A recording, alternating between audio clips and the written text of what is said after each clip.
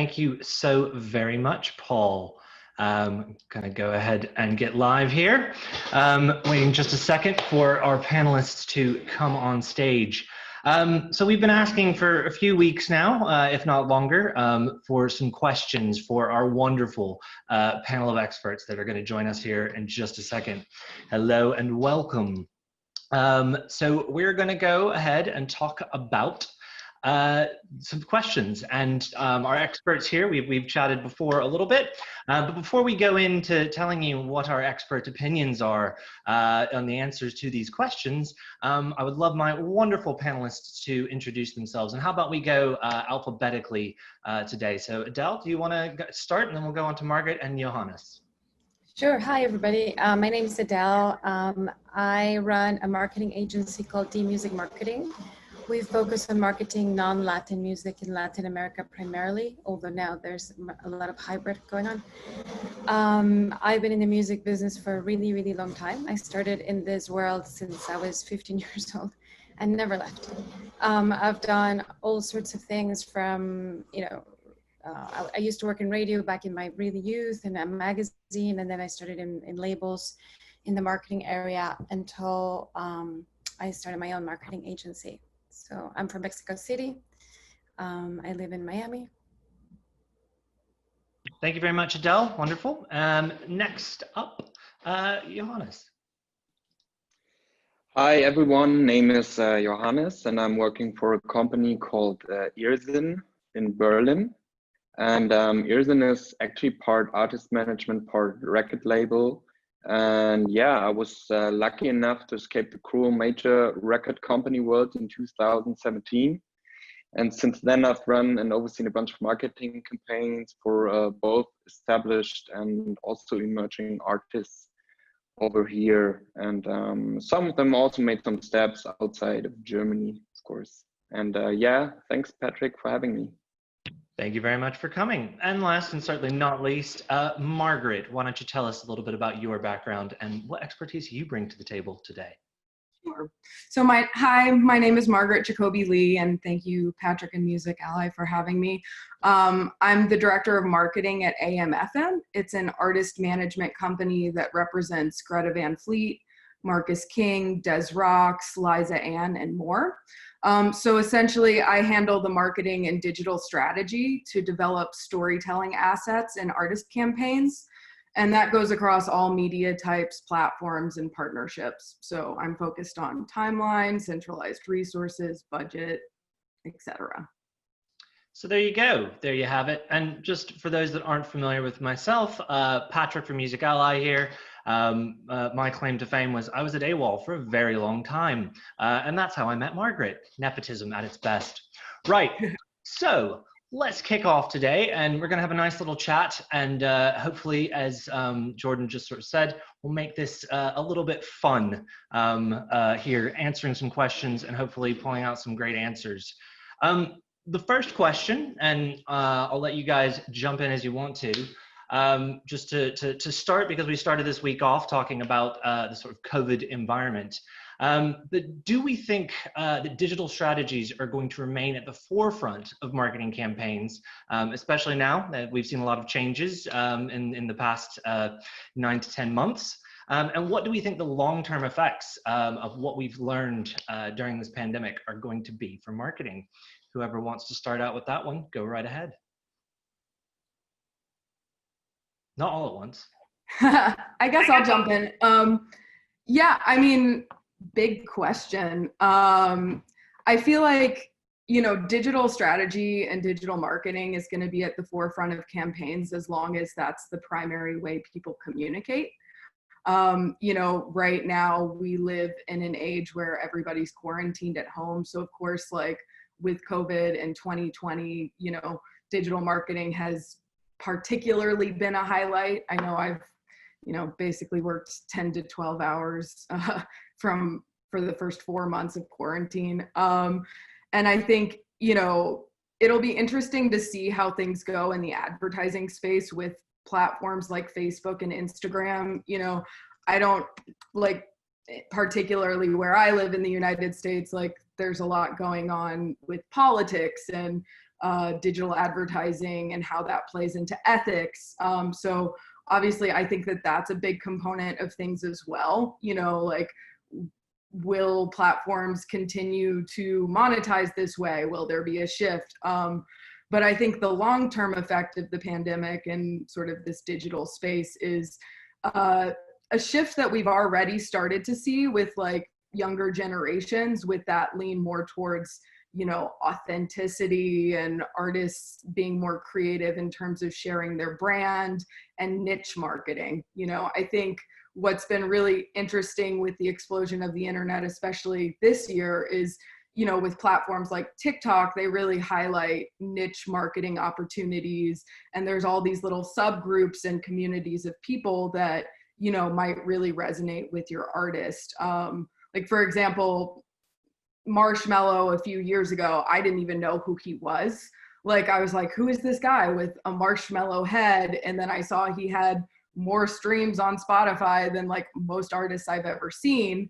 And that was really because of like this niche community that sort of brought him up to popularity. And, you know, now he's a global success. Fantastic. When you, Adel or Johannes, want to take this one a little bit further about how we see things that we've probably learned and experienced in this COVID environment, Adel?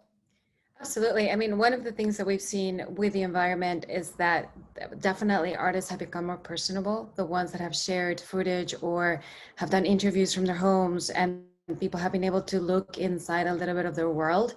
And I think that brings the audience closer to the artists and to the music. So it becomes a little bit more real. I mean, we work in an emerging market of artists coming in from international. So we don't get artists as often or as quickly as if they were in their own country or continent.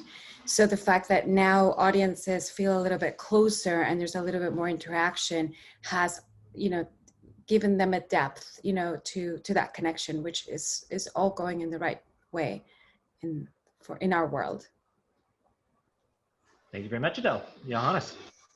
Yeah, well, not so much to add, but I think what I've seen in the last few months is that a lot of these artists are trying to come up with new ideas to promote themselves with shows and all that stuff. And I think it has been, some of them came up with quite a few nice ideas, but some of them also with not so good ideas. And I think this will go on for a while until we see, the final result. And of course, what's happening right now is that all these artists over here, they can't play live, so they're looking for other opportunities to do something or create some similar feeling for their fans.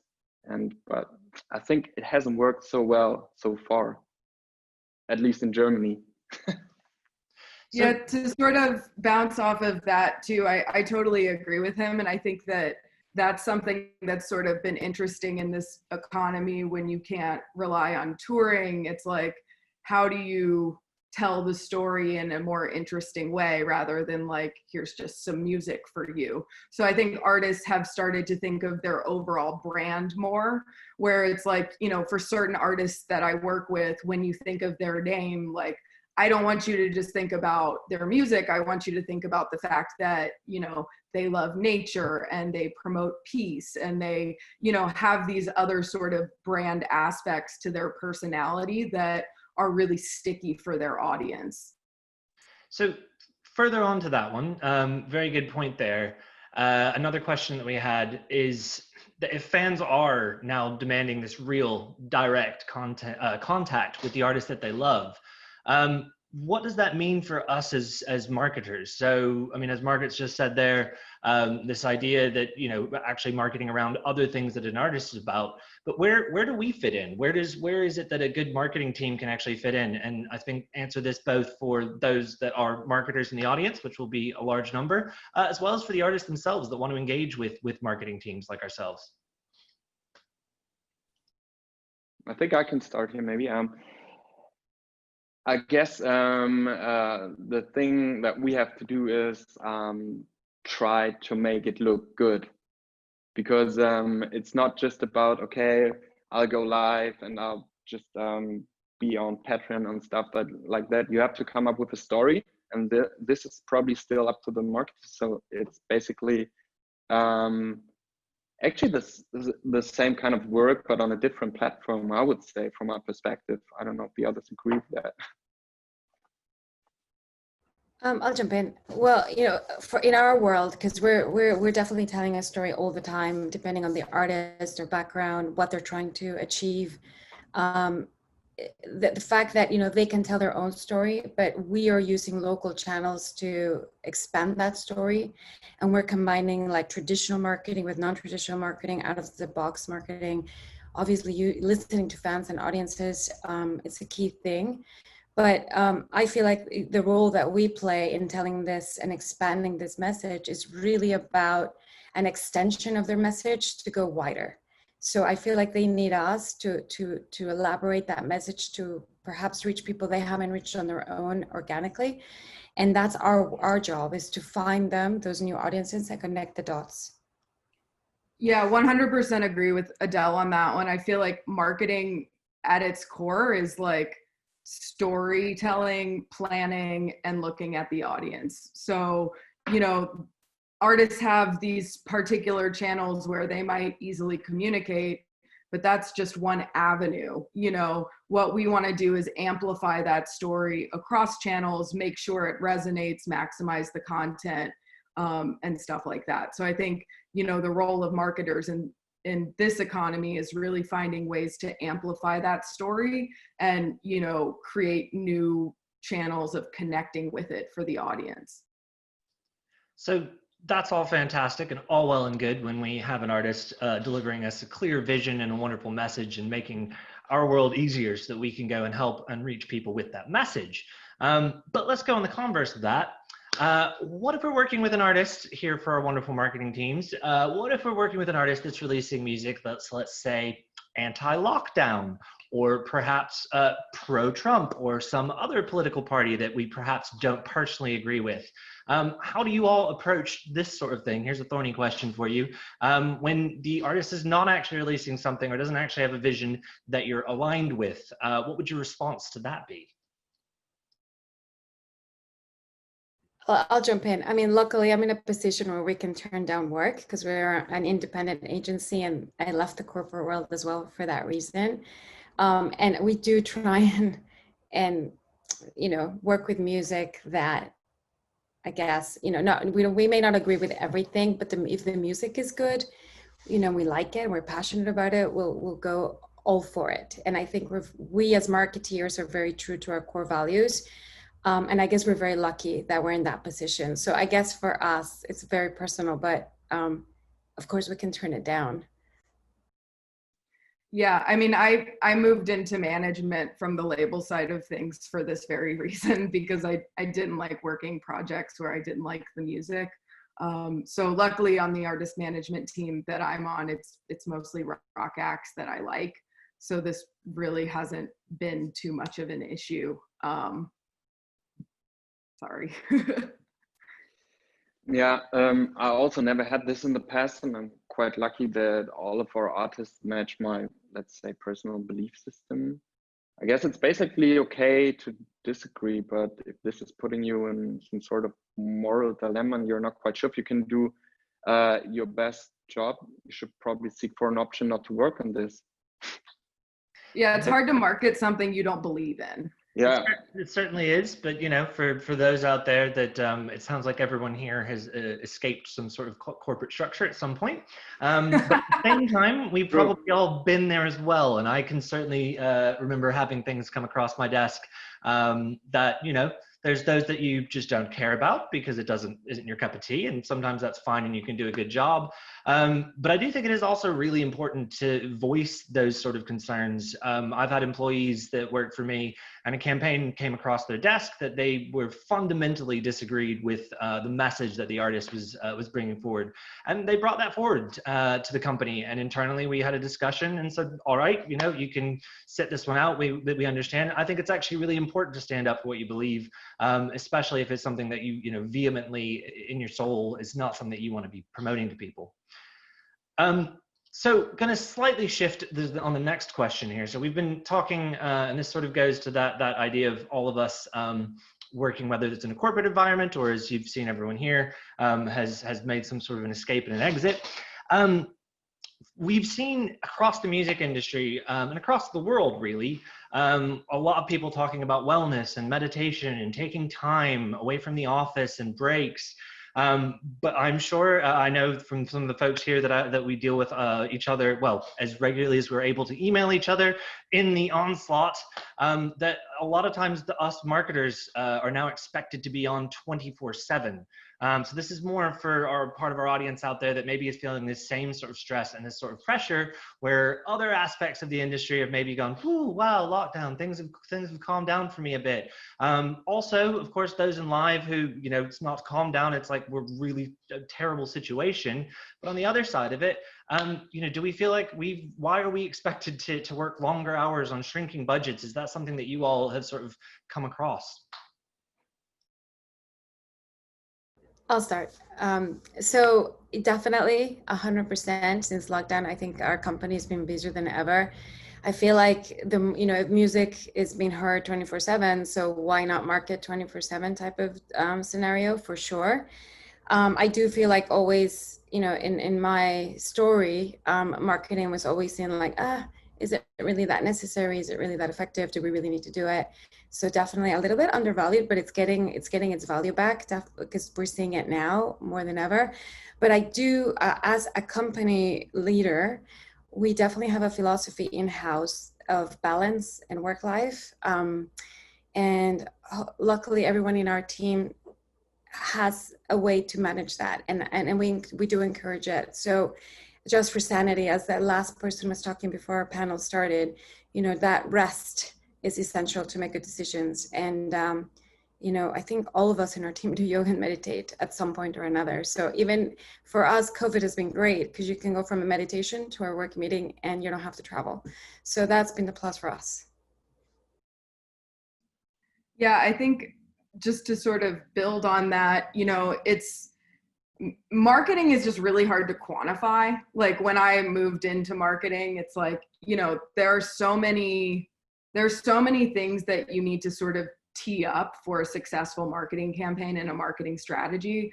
And oftentimes maybe you'll send through like 10 ideas and 2 of them will actually happen. But that doesn't change the fact that those 10 ideas you still dedicated the same amount of work to explore whether it's pitching in front of the artist or trying to figure out if it would actually be successful. So I think like there's a big element of that to marketing, because all you hear about is like the one campaign that like did so great, but like what about like the 20 things behind that campaign that were supporting it, or like the 50 ideas that got canned because like they didn't make sense for X, Y, and Z reason. So I think that that's a big part of it. It's funny, when I got into management, I looked at like the live music income and revenue stuff, and I was like, man, I should have maybe gone on the live side of things, like not like marketing and label release stuff. But this year it's like, to Adel's point, I feel like it's really proven how important marketing is, because if you aren't sort of presenting a story through a good lens that people can relate to, then, you know, audiences just won't reach your music. So on a level, I feel like in the music industry in general, there's this sense that, you know, there's 3 people behind you that would happily have your job. So that sort of ongoing pressure just builds because we work in something that we love and we're passionate about, you know, but that doesn't change the fact that, like, you know, in a lot of situations, you're paying the person for their experience. Like, they can do something effectively in 30 minutes because they've worked 5 years to be able to do that effectively in 30 minutes, you know? So I think that that's important to recognize as well. Yeah, also not much to add from my side. I think Margaret said it pretty well. And I think it's all about passion as well over here. I actually like to work a lot closely with artists because it's basically fun, and that's why I started this. So I don't know if it changed a lot. I mean, we're trying to balance this as well. But yeah, speaking for myself, I'm not so super focused on that. So for me, I like it that way. Unpopular opinion, sorry. Well, also sometimes when something happens or you receive something, it needs to get passed on right away. Yeah. You know, like in that moment, you have to keep it moving. So, you know, that's a good point. And good point on the experience. There's the old adage that goes, when a manager makes a phone call and gets someone onto radio, or maybe in these days sends an email, it's not because they sent the one email or made the one phone call. It's because they've been doing this for 15 years and someone will take the call. So the next question that I want to go into that actually touches on a point that Margaret just made, but maybe we'll let Johannes start so that he can storm in first. So what happens, this is another good one for us, what happens when a campaign is beyond salvaging? When the artist is continuing to want to push and keeps wanting you to help try and turn it around, is there ever actually any feedback that you give, that what do you tell them, and how do you actually manage those expectations when, for lack of a better word, they're beating a dead horse? Well, I'm switching my phone to flight mode for quite some time. No, I think it's always super difficult to deal with this kind of situations, and I think we all have been there. What I found quite useful in the past is to explain as much right from the beginning throughout the whole campaign. So whenever this situation appears, management or the artist is able to understand what is actually happening right now and why we have to take this decision and just let go and focus on another idea or another single or whatever that is. And I think it's also super important to be like 100% clear that it's not about the belief in general. It's just about this situation or the single release or something like that, and not about in general, because yeah, I think that worked pretty well for me in the past.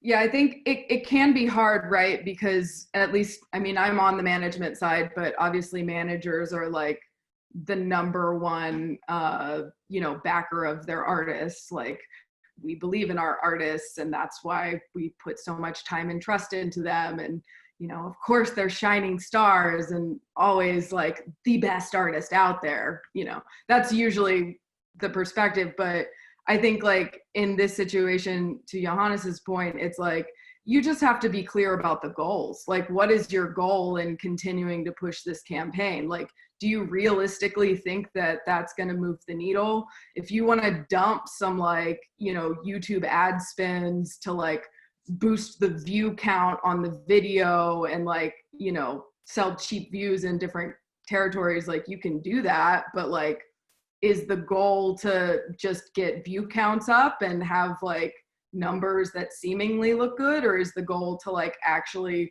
continue a narrative that's going to keep fans, you know, behind your artist and continuing to engage? And if that's the case, then I think you need to think about new content and new ways to sort of reformat the story or move on. I agree 100%. I mean, 100%. The goal is what's going to tell you exactly how to inform the artist that that particular campaign may not be working. And again, if your goal is just to create numbers, well, everybody can buy those. But the reality is, you know, how real are they? Exactly. All the time. I mean, our friends at Chartmetric can always help with that as well. I had an artist the other day that was arguing with me about how good the music and everything was, and that the numbers were great. And so I finally plugged it into Chartmetric and said, look, man, we've all got access to these systems. We can tell.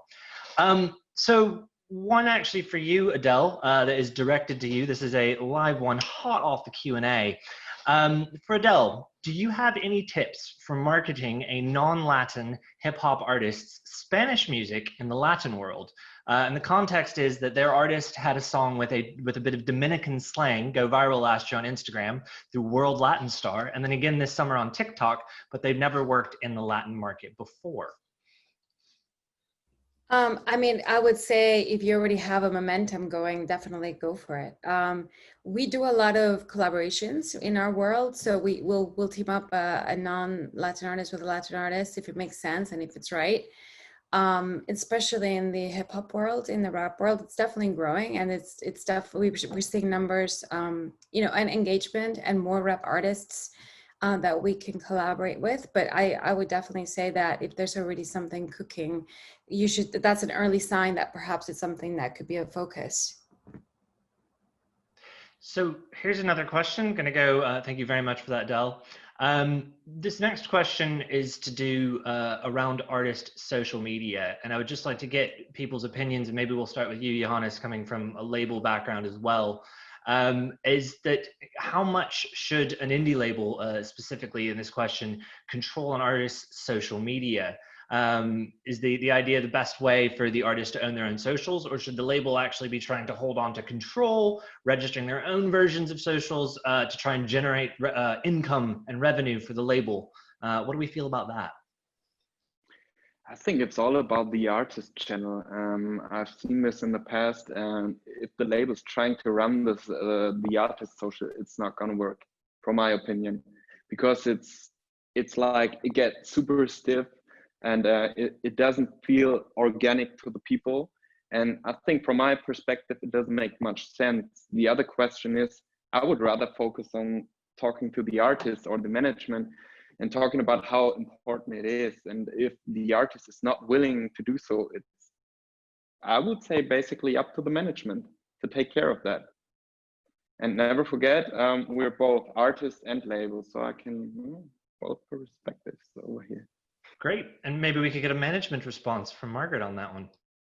Yeah, I mean, I don't know many labels that actually want to run artist social media channels. It feels like a lot of extra work for them, and not necessarily at the service of the artist, because, you know, what you sometimes see is like labels taking over and it's just gross, like captions that are like, buy my new record now. Like, you can always tell when a Facebook ad was created by the label versus the artist, because by the label it's just some very canned, templated caption, you know.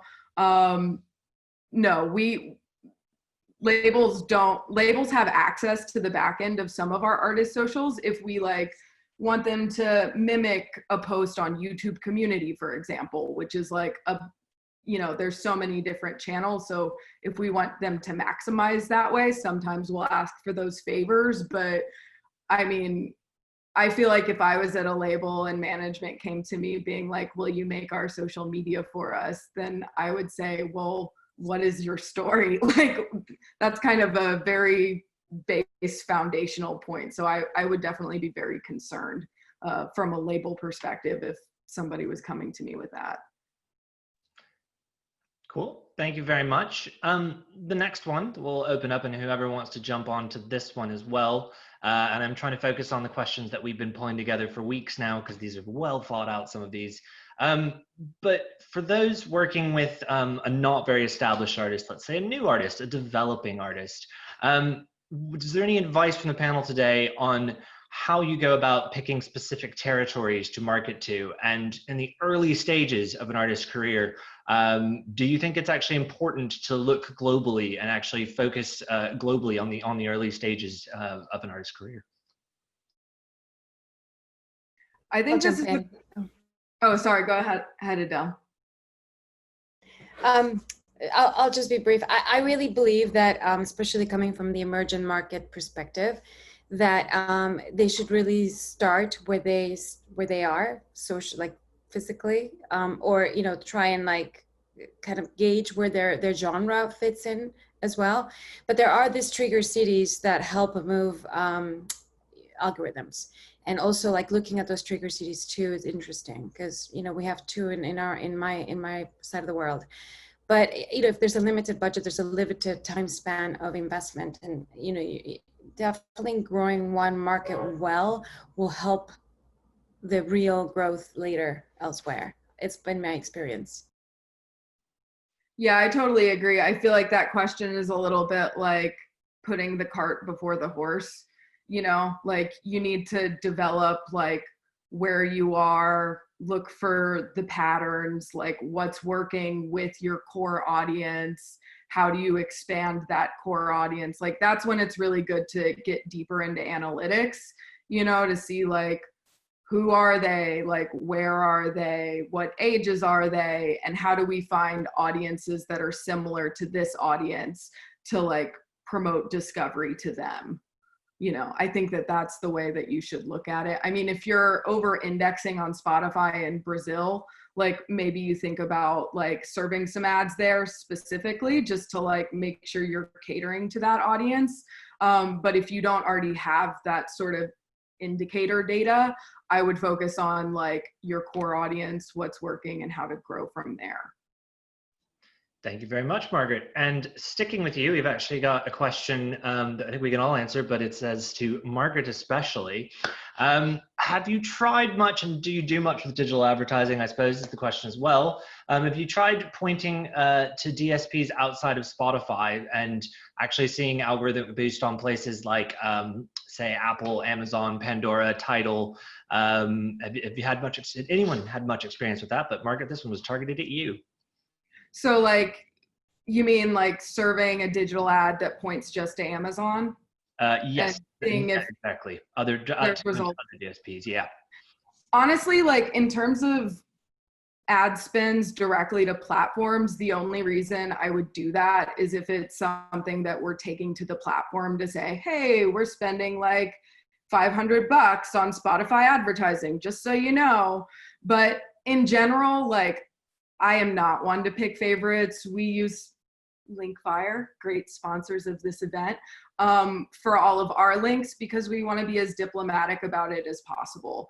You know, I think for me, what I focus on more even than placating the platforms is the idea of the user experience. You know, like you want the easiest user experience possible with the digital ads that you're serving. So my mentality is like, why would I point people just to Amazon if it might be a YouTube listener? You know, I want to give people the option to basically listen and connect with the music as quickly and easily as possible because, you know, somebody who might get served that ad that doesn't necessarily have Amazon Music Unlimited might click the link, but they're not going to listen to the music. So, you know, I prefer to sort of give the option, unless I'm specifically going to the platform to be like, hey, I'm spending money, like, please help me, you know, which also sometimes happens.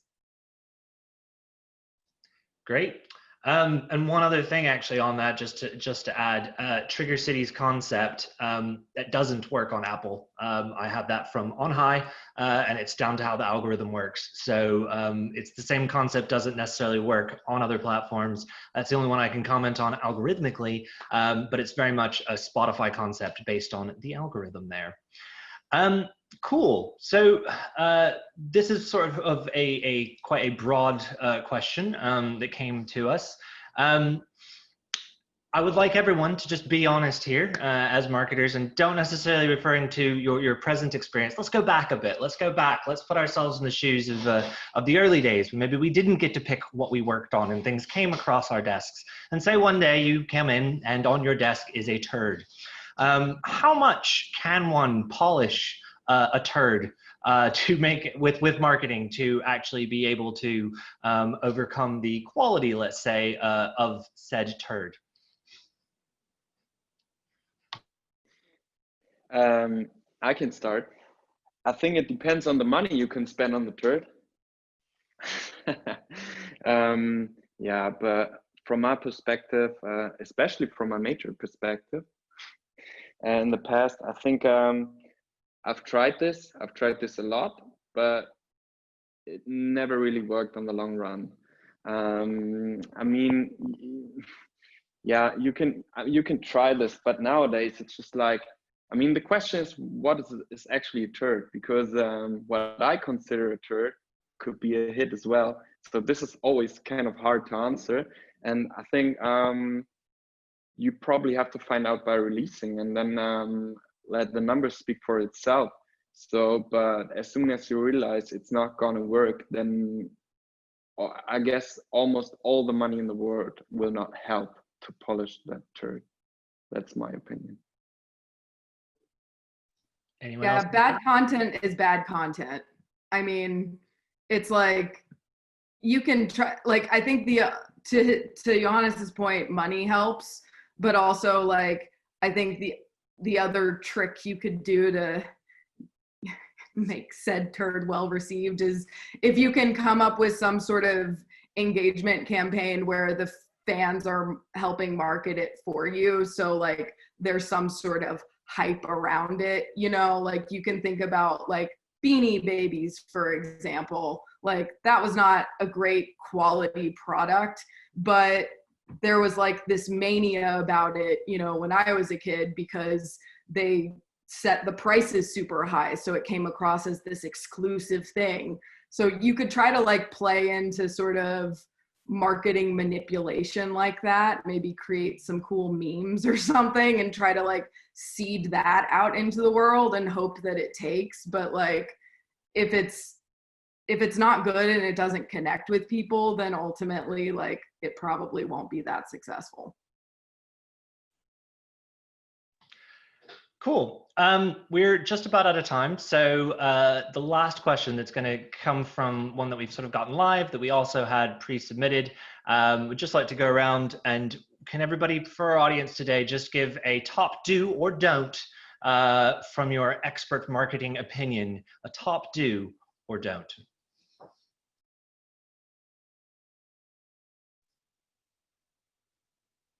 We'll go with Adel first. Okay, well, a top do is, you know, listen to the audience, like, and be creative, be curious. I love what the other person said before our panel. Being curious, being open-minded, being flexible, all those things, and being on point. Like, you know, we may have a lot of experience as of years, but we're always learning something new, and the world's moving very fast. So you have to just act like you don't know anything and come fresh. That's my top do. And then my top don't is pretend you know everything, because we really don't. And we're all learning every day.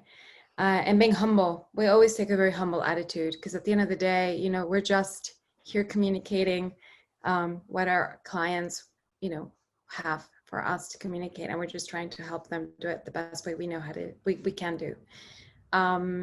Yeah, that's it. And thank you so much for having us. Thank you very much. Johannes, do you want to go next? Yeah, sure. I think the top thing for me, or the don't, is don't spend too much money at the beginning of the campaign, because I mean, it sounds super easy, but it happens so often, and then you can't basically do nothing in the end where you need the money. And this is like, I would say it's always have to focus on that. Don't spend too much money on your first video or stuff like that. And a do for me is actually it's like, take your time to think about a cool story or a story in general that you like to tell during the whole campaign. I mean, it sounds kind of lame, but I think that's it basically. You have to have a good look at the potential audience and then come up with a really good, cool, engaging story. And this could be the trick. Thank you very much, Johannes. And Margaret, what have you got for us today? Cool. So I think for don't put all your eggs in one basket. That's similar to Johannes in terms of like spending early. It's like, don't think that just this one thing that you're doing is going to make it successful. Try to think of 5 things that you're doing to back it up to make it successful. So like the most obvious example I have is the New Music Friday phenomenon. Every artist wants to be on New Music Friday. I'm successful if I'm there. But it's like, if you get on New Music Friday once and then you're removed and you didn't get any followers from that, like really it's just a drop in the pan, and honestly like doesn't look great for you. So I think it's all about, you know, creating that multi-tiered strategy where you're, you know, trying to be a little bit more holistic about how you're telling the story in different ways. And so to the point, the do's is like focus on story, strategy, and audience. You know, take time to look at your audience, like what they might want and need. Plan your strategy around that. How are you reaching them? What are the connective points? What is the content you're creating? And, you know, then tell your story accordingly. But, you know, listening and being open-minded, like Adel mentioned, is really important, because like context is everything, you know? So if you drop something and contextually it makes no sense, it's also gonna fail. So, you know, it's important to like look at those factors when you're sharing things. Amazing. Well, thank you all very much to my wonderful, wonderful panelists. If you all are able to, we can turn your videos off and you can stick around. There's a whole bunch more questions if there's anyone that you want to tackle. If you've got to go, completely understand, but you can go type into the Q&A box if you're able to stick around. Otherwise, this is the part where everyone would clap for you, but given it's Zoom, we'll just have to thank you very much to all of my wonderful panelists today, and hopefully some of those questions, trying to keep it fun, but also trying to keep it informational in the Music Ally way. Hopefully that was helpful to our audience, but thank you guys so much for coming, for taking the time and being part of this year's Sandbox Summit Global. Thank Thanks you so much.